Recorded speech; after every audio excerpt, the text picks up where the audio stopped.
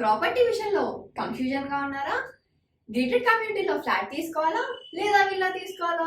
మన పిల్లల భవిష్యత్ కోసం ఓపెన్ ఫ్లాట్ తీసుకోవాలా? మన హైదరాబాద్లో ఏ లొకేషన్లో కొంటే మంచి అప్రిసియేషన్ వస్తుంది?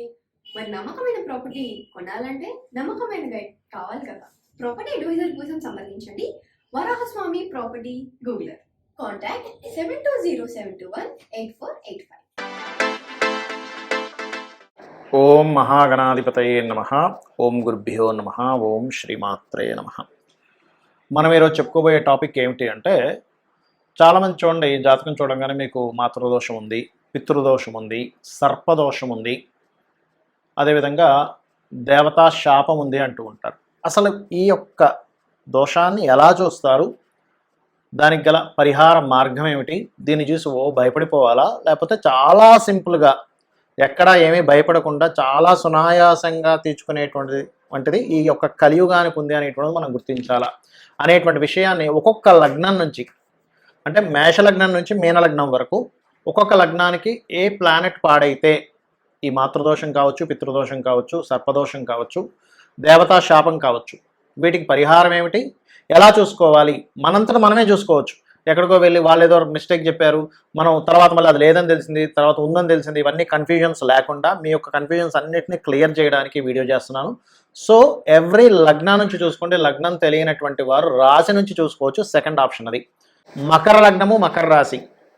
మకర పట్టు అంటారు, అంటే మకరం వారికి పట్టుదల ఎక్కువగా ఉంటుంది. మరి మకర లగ్నం వారికి పట్టుదల ఎక్కువగా ఉన్నప్పుడు ఒకటే అర్థం చేసుకోండి, మీ యొక్క దేవత శాపం కానివ్వండి, పితృదోషం కానివ్వండి, పితృశాపం కానివ్వండి, ఒకటే గుర్తుపెట్టుకోండి, మీకు ఏ రకంగా దాని యొక్క రిజల్ట్ మీకు అందుతుంది అని చెప్పి చూసుకున్నట్లయితే, ఒకటే ఏంటంటే దాని యొక్క రిజల్ట్ అనేటువంటిది పర్టికులర్గా మీకు పంచమాధిపతి, చతుర్థాధిపతి మరియు ఈ ఈ ఈ వాటి మీద ఇస్తూ ఉంటుందండి. అంటే భాగ్యాధిపతి అంటే ఏమిటి అంటే, మీ యొక్క చతుర్థాధిపతి అంటే కుజుడు గనక పాడయ్యాడు అనుకోండి, పితృదోషం ఏ రకంగా వస్తుందంటే, కుజుడు పాడితే మకర లగ్నం వారికి ఫస్ట్ గొడవలు అవుతాయండి. అంటే తల్లి విపరీతమైనటువంటి కోపాన్ని ప్రదర్శిస్తూ ఉంటుంది, లేదా వాళ్ళకి ఎక్కువగా ఒక్కొక్కసారి ఎలా ఉంటుందంటే, తల్లిగారికి ఏదో బీపీ షుగర్స్ బాగా పెరిగిపోయి, లేకపోతే బాగా ఏదైనా దెబ్బలు తగలడం, ఇట్లాంటి వాటి వల్ల వీళ్ళు సఫర్ అవుతూ ఉంటారు. అంటే ఏదైనా సఫర్ అనేటువంటిది మీ కుజుడు పాడయ్యాడు అంటే ఒక్కసారి తల్లి రూపంలో రాదు, ల్యాండ్ రూపంలో ఇస్తుంది. ఏదో దాని ఏమంటారు, తోటలు కొనడం వల్ల ఇబ్బందిస్తూ ఉంటుంది. లేకపోతే ఒక్కొక్కసారి ఏమవుతుంటుందంటే, ఈ కుజుడు కనుక పాడైతే ఈ ల్యాండ్స్ ఉండి కూడా అనుభవించలేని స్థితిలోకి వెళ్తూ ఉంటారు. పితృదోషం, మాతృదోషం ఆరూపంలో వస్తుంది, గుర్తుపెట్టుకోండి. అప్పుడేంటి, ఏదైనా బాగా ల్యాండ్స్ ఉన్నాయండి, ఒక అమ్మవారి ఆలయానికి కొంత ల్యాండ్, ముఖ్యంగా వారాహి అమ్మవారి ఆలయానికి కొంత ల్యాండ్ కనుక మీరు ఇవ్వగలిగితే అప్పుడు ఆ దోషం అక్కడి నుంచి కట్ అవుతూ ఉంటుంది, గుర్తుపెట్టుకోండి.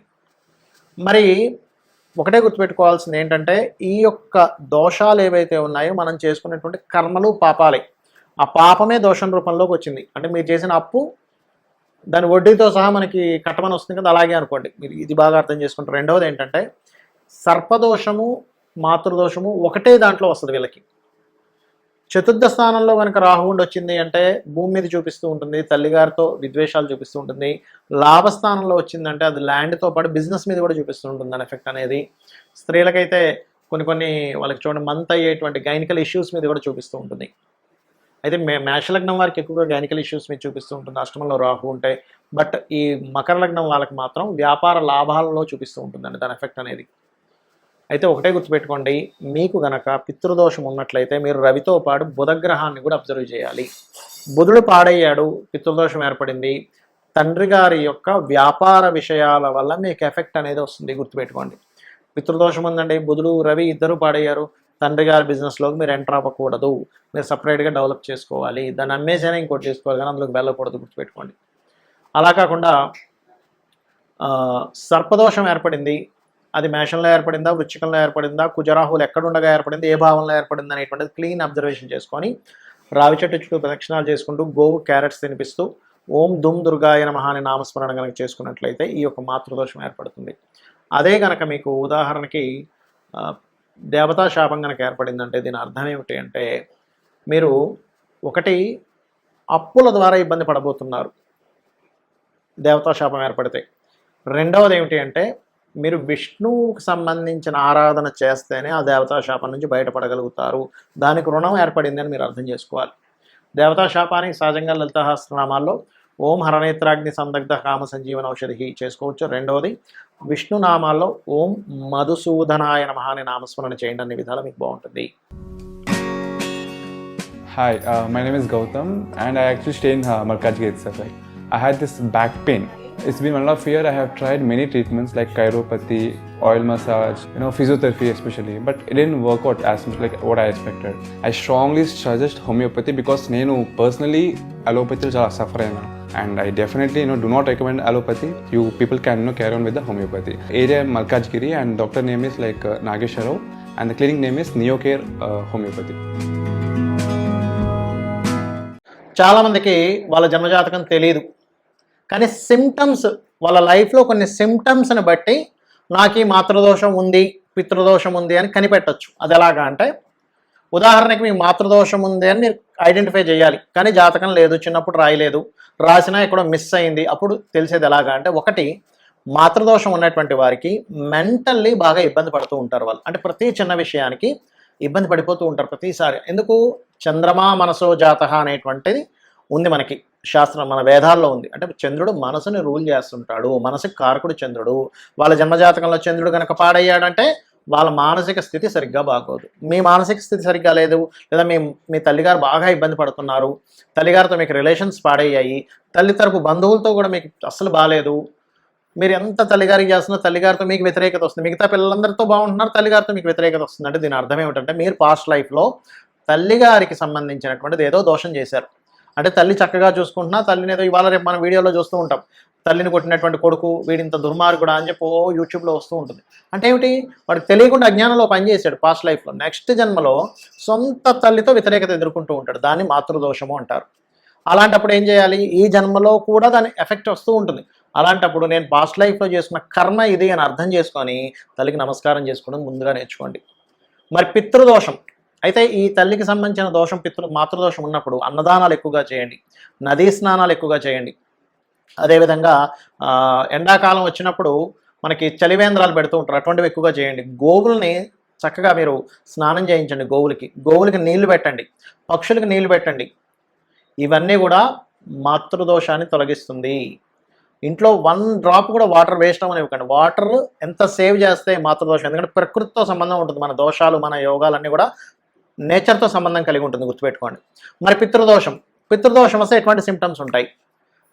తండ్రి గారు బాధ్యత లేకుండా ఉండేటువంటి ఒక తండ్రి, లేదా తండ్రి చిన్న వయసులోనే చనిపోవడం, ముఖ్యంగా సింహరాశి పాడవుతుంది వాళ్ళకంటే సింహరాశిలో పాపగ్రహాలు ఉంటాయి. ఆ పితృదోషం ఎప్పుడు పోతుందంటే వారికి స్త్రీ సంతానం కలిగితే పితృదోషం పోతుందండి. ఇది ఒక అద్భుతమైన ఇది. స్త్రీ సంతానం కలిగింది వీళ్ళు ఎప్పుడైతే కన్యాదానం చేసేటువంటి యోగ్యత పొందుతారో, ఎందుకంటే కన్యాదానం వల్ల పితృదోషం పోతుంది. మరి సరే, స్త్రీ సంతానం కలగలేదు, పురుష సంతానమే కలిగింది, కానీ తండ్రితో ఎటువంటిది మీరు అనుభవించలేదు. అంటే చిన్నప్పటి నుంచి కూడా తండ్రి బాధ్యత లేకుండా తిరిగారు, మీరే ఇల్లు చూసుకోవాల్సి వచ్చింది, లేదా తండ్రి ఎర్లీగా డెత్ అవుతారు కొంతమందికి, దురదృష్టవశాత్తు. పాపం చాలా ఘోరమైనటువంటి విషయం. అలాగే మరొక విషయం ఏంటంటే తండ్రితో విభేదాలు ఉంటాయి కొంతమందికి.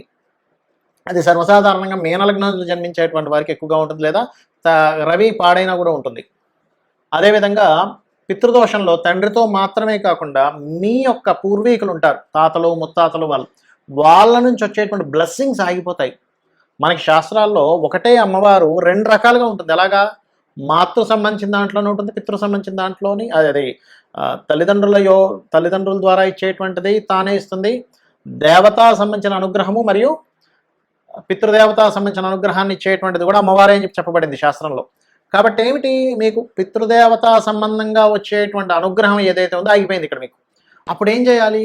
సూర్య నమస్కారాలు ఎక్కువగా చేయాలి, ఆదిత్య హృదయ పఠనం చేయాలి, సూర్యుడికి అర్ఘ్యం వదులుతూ ఉండాలి. అప్పుడు కానీ మీకు పితృదోషం పోదు. అదేవిధంగా మీరు శని రాహు గ్రహాల దగ్గర దీపారాధన చేయాలి. ఇక సర్పదోషం మీకు వీలైతే కనుక, మీకు సర్పదోషం ఉందని అసలు ఎట్లా తెలుస్తుంది? మీకు లైఫ్లో చాలా అప్ అండ్ డౌన్స్ వస్తాయండి. పుట్టినప్పటి నుంచి పుట్టగానే అనారోగ్యం, సరే అక్కడ అయిపోయింది లైఫ్. చదువు దగ్గరికి వెళ్ళేసరికి చదువులో సరిగ్గా శ్రద్ధలు పెట్టలేకపోవడము, చదువు సరిగ్గా లేకపోవడం, ఇట్లాంటివన్నీ జరుగుతూ ఉంటాయి. సరే అక్కడ అయిపోయింది. ఉద్యోగం దగ్గరికి వచ్చేసరికి సెటిల్మెంట్ సరిగ్గా లేదు, అక్కడ అయింది. వివాహం చేసుకుందాం అనుకునేసరికి సరైనటువంటి భర్త లేదా సరైన భార్య రాలేదు అతనికి, ఆమెకు కావచ్చు అతనికి కావచ్చు. ఇన్ని అప్ అండ్ డౌన్స్ ఉంటాయి. ఎందుకు సర్పములా వెంటాడుతుంటే ఎప్పుడు ఏదో ఒక భయం. అమ్మో ఇప్పుడు నేను వివాహం చేసుకుంటే ఎలాంటి వాళ్ళు వస్తారు, నా లైఫ్లో నేను ఇలాంటి ఇబ్బంది చూశాను, ఇప్పుడు ఎలాంటి పార్ట్నర్ వస్తారు, ఈ భయం మిమ్మల్ని వెంటాడుతుంది. బికాజ్ ఆఫ్ సర్పం కదా. మరి దీనికి ఏమిటి, భయపడుతూ కూర్చోవాలా? ఏమీ భయపడకండి. సింపుల్ అంటే సింపుల్. ఎలాగా, మీరు ఒక మంత్రం చేస్తుండండి రెగ్యులర్గా. ఏమిటది అంటే సర్పదోషానికి అద్భుతమైనటువంటి మంత్రం ఒకటే, ఓం ధుం దుర్గాయ నమః అనే నామస్మరణ చేస్తూ రావి చెట్టు చుట్టూ ప్రదక్షిణం చేయడమే. దీన్ని మించినటువంటి మంత్రం మరొకటి లేదు. ఎందుకంటే రావి చెట్టు వేప చెట్టు కలిసిన దాని చుట్టూ చేస్తే ఇంకా మంచిది. బ్రహ్మ విష్ణు రుద్రులు ఉంటారు. అంటే మీ యొక్క పుట్టుక దగ్గర నుంచి మీ ఎండింగ్ వరకు జరిగేటువంటి ప్రతి దాన్ని ఆ యొక్క భగవత్ స్వరూపము మిమ్మల్ని కంట్రోల్ చేస్తూ ఉంటుంది, ఆ మాయలో పడకుండా చేస్తుంది. మరి ఇక్కడ మీకు దేవతా శాపం ఉంది, అప్పుడేం తెలుస్తుంది? ఎట్లా తెలుస్తుంది మీకు దేవతా శాపం ఉందని? మీ జాతకం లేదు కానీ ఎట్లా ఐడెంటిఫై చేయాలి దాన్ని? ఒకటి ప్రశ్న ద్వారా ఐడెంటిఫై చేయొచ్చు, దట్ ఈస్ డిఫరెంట్ థింగ్.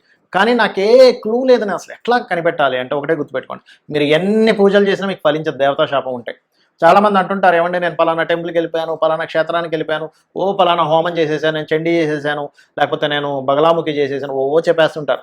కానీ ఒక్కటి ఫలించదు. ఎందుకు అంటే నువ్వు పూర్వజన్మల్లో, గుర్తుపెట్టుకోండి బాగా, దేవుడు లేడని, ఆల్రెడీ పూజించేవాడిని హేళన చేయడము, ఆల్రెడీ భక్తుడిని ఇబ్బంది పెట్టడం, ఇట్లాంటివి చేసుంటావు ఏదో. అందుకని ఈ జన్మలో దేవతా శాపం ఏర్పడుతుంది. అంటే నీ పన్ను చేసుకుంటూ వెళ్ళిపోతే ఎప్పుడు భగవంతుడు ఏమంటే, భగవంతుని తిట్టినా సరే ఏమంటండి, గుర్తుపెట్టుకోండి. అంటే చిన్నపిల్లని చూసినట్టే చూస్తాడు. కానీ భగవంతుని నమ్ముకున్న వాడిని మనం కనుక ఇబ్బంది పెట్టి వాడిని గెలికి ఏదో చేశాము అంటే భగవంతుడు ఊరుకోడు. కాబట్టి ఏంటంటే నిజమైనటువంటి వాడిని, ఏదో వేషాలు వేసుకొని ఇబ్బంది పెట్టేవాడి గురించి నేను మాట్లాడలే. పైకి మాత్రం భగవద్భక్తుల్లాగా, లోపల మాత్రం వేరే వాళ్ళని ఇబ్బంది పెట్టేటువంటి వాడిని నువ్వు ఇబ్బంది పెట్టినా భగవంతుడు మెచ్చుకుంటాడు. కానీ నిజమైనటువంటి భక్తుడిని కనుక మనం ఇబ్బంది పెట్టాము ఆ వ్యక్తిని అంటే అది దేవతా శాపం కింద మారుతుంది. అప్పుడు ఏం చేయాలంటే ఓం హరనేత్రాగ్ని సందగ్ధ కామ సంజీవనౌషధి అనే నామం ఉంటుంది. అది రెగ్యులర్గా చాంటింగ్ చేసుకుంటే కానీ, మీరు ఇప్పుడు నిత్య దేవతారాధన ఇంట్లో చేస్తున్నా, టెంపుల్స్కి వెళ్తున్నా, అప్పుడు మీకు అది ఫలించదు. అంటే ఏంటి, ఇవి ఫలించాలంటే ఈ మంత్రం చేసుకోవాలి.